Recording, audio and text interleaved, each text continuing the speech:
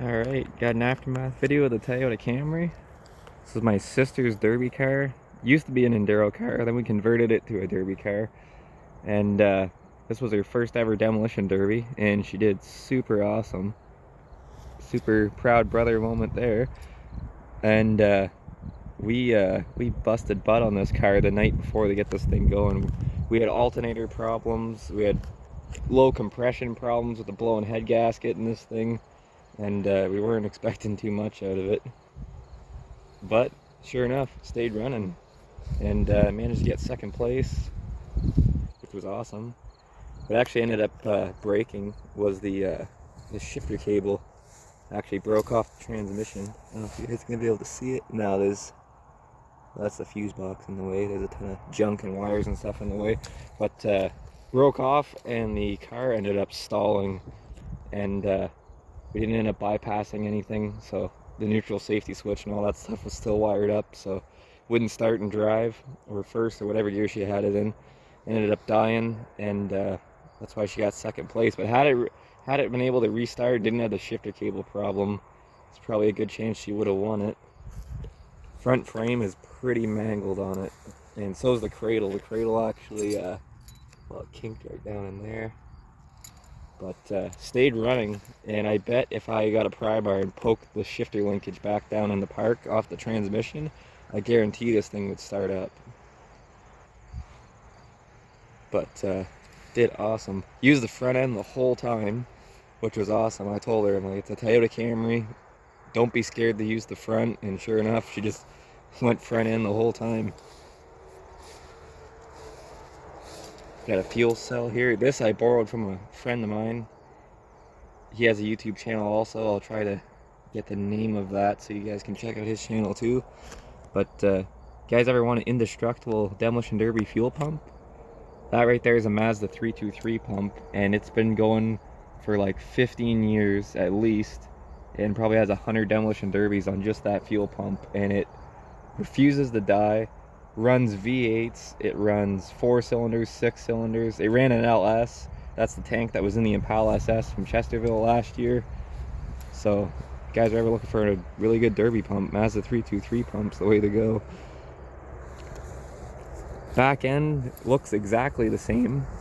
I think all these dents are previous because she never used the back. I don't even think she got hit in the back.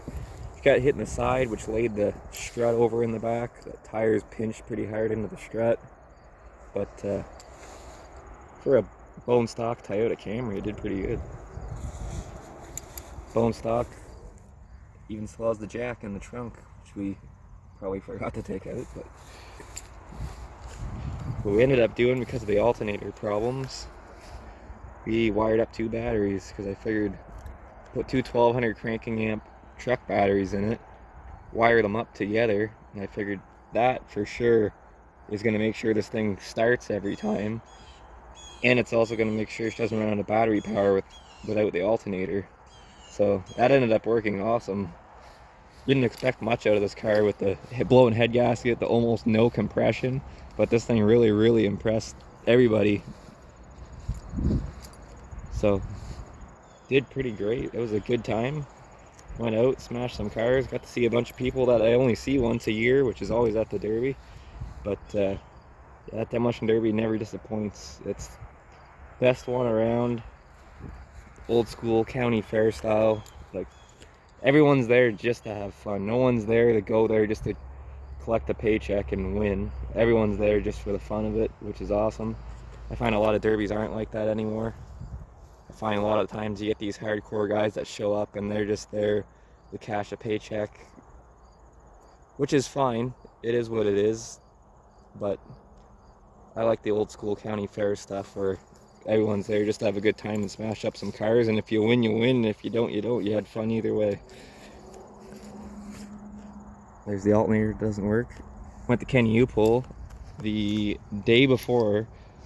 No, on the Thursday, I went to Kenny U-Pull and found one of these in Kenny U-Pull, pulled the alternator off. Sure enough, it was seized, and the casing was all split. It wasn't gonna work. So I went all through Kenny U-Pull, pulled alternators off Corollas, Siennas, all kinds of stuff, and went back to that Camry, tried bolting them up. It just wasn't going to work, but the dual battery setup did the job. It worked.